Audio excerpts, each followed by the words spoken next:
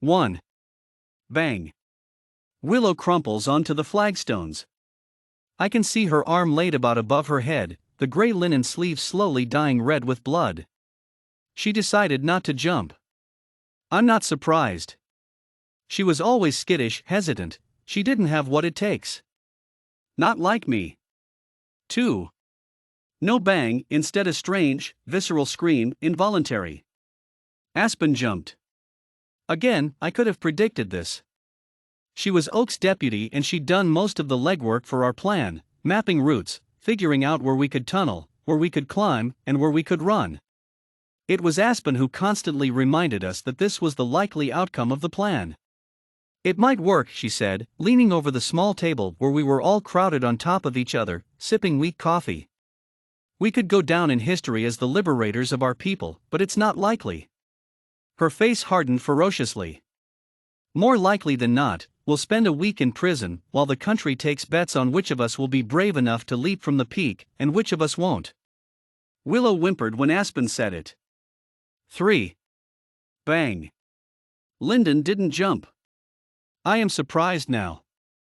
He had seemed so ardent when we were trekking through the Moling Pass, knee-deep in snow. I'll never let them waste lead on me. But he did. Maybe he didn't decide in time. You only had 1 second. I had been practicing. I could take 3 rapid breaths in 1 second.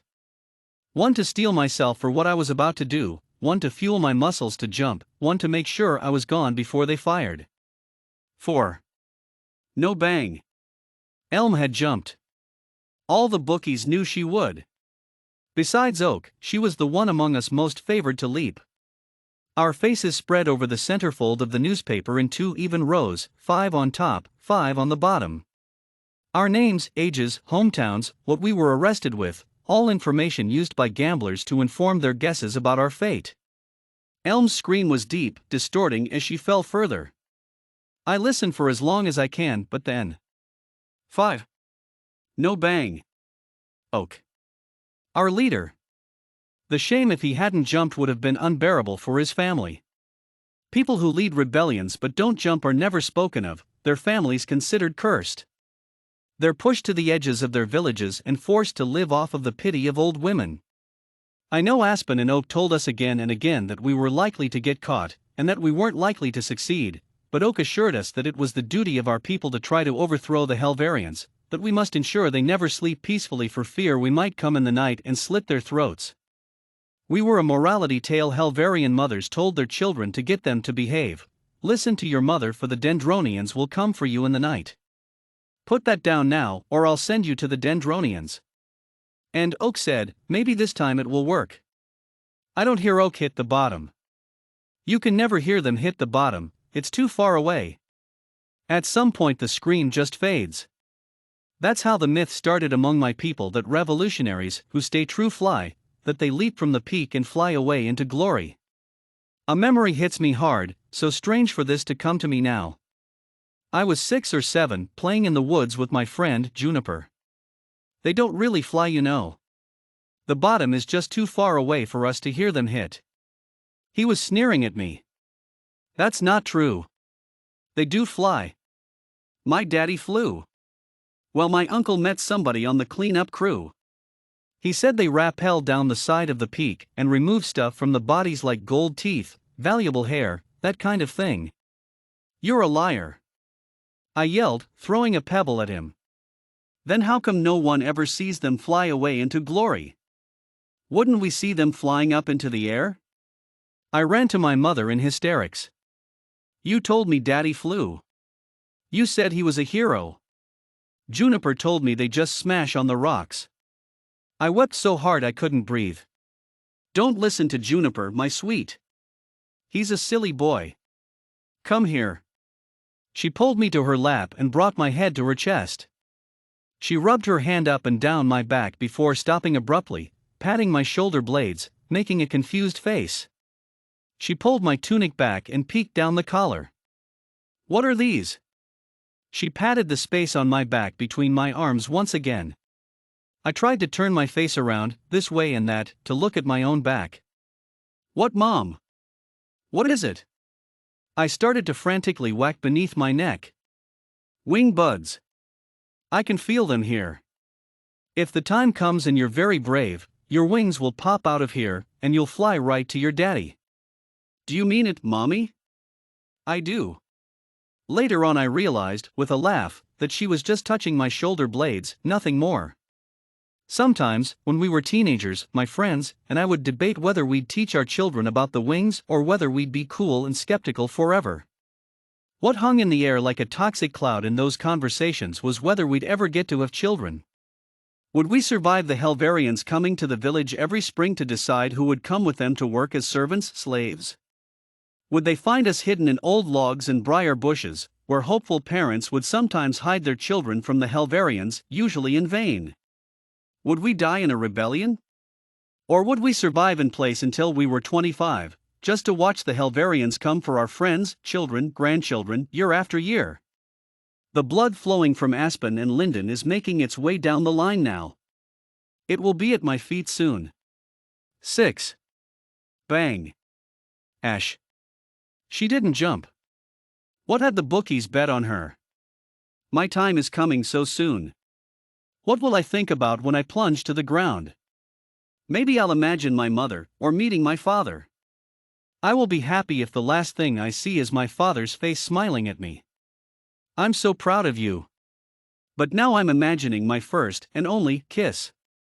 Oh no, I hope the last thing I remember isn't mahogany. Damn it, I can't remember the lineup now. Who's next? 7.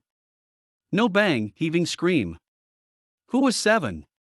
I went through the lineup in my head 1,000 times, easily, in the last few days. Aspen, willow, elm, linden. No wait, it was willow, aspen, linden, or was elm next? Oak was number 5. How am I forgetting? I have so little time left to remember. 8. Bang.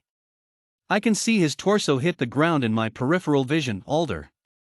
He only joined us because he knew that if the Helverian guards came for him, and they probably would, they would torture him. Better to hedge his bets with us. No one believed he would jump when the time came. I wonder why people can't bring themselves to jump. They know they are going to die. There's no hope either way, why not die with pride? But it's as though some animal part of us hopes that, if we choose to stay put, our fate may be different than the fates of all our forebears, who either soared into oblivion over the peak, or else were shot. If we move our heads they'll shoot us, so I'm limited to moving my eyes. This is something I've been practicing the past week, stretching my eyes as far as I can while my head stays still. I used the reflection off of a dank puddle in the prison floor to do it. I can see now, stretching my eyes as far left as possible, the steam rising off of Alder's blood. Seeing the blood reminds me that 7 was Spruce. All I can remember of Spruce is her eyes, gray-green. 9. I can feel Cedar jumping, catch his dirt-covered feet leaving the ground. The blood is pumping so hard in my ears that I can't hear his screaming. Cedar was handsome, big and tall and dark.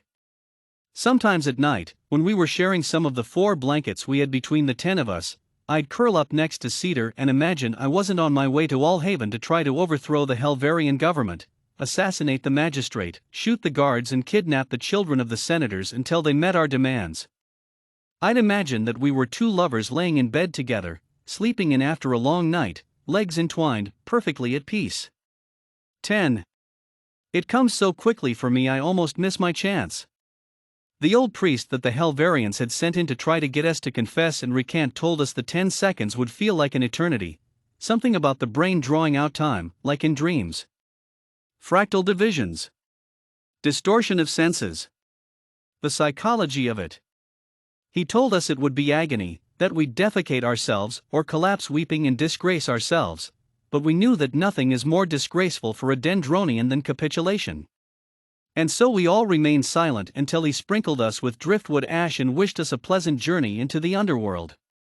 Now 10 seconds felt impossibly fast, thrice as fast as I'd been counting all week.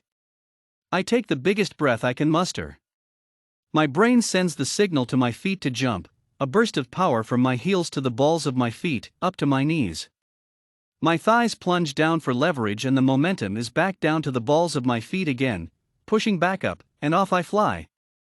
I see my bare toes arched above me in the sky as I fall, the gray linen uniform madly flapping in the wind. Everything is a green-blue blur. I'm trying to summon my father. I want to see his face before I hit the rocks below. Cypress, he says, smiling into my face. I'm so proud of you. And at that moment I spread out my arms, as if to embrace him, and the wings that I'd always known deep down, even in the height of my cynicism, were there, burst forth, ripping open the linen cloth. They catch a draft of air and carry me off into the golden horizon.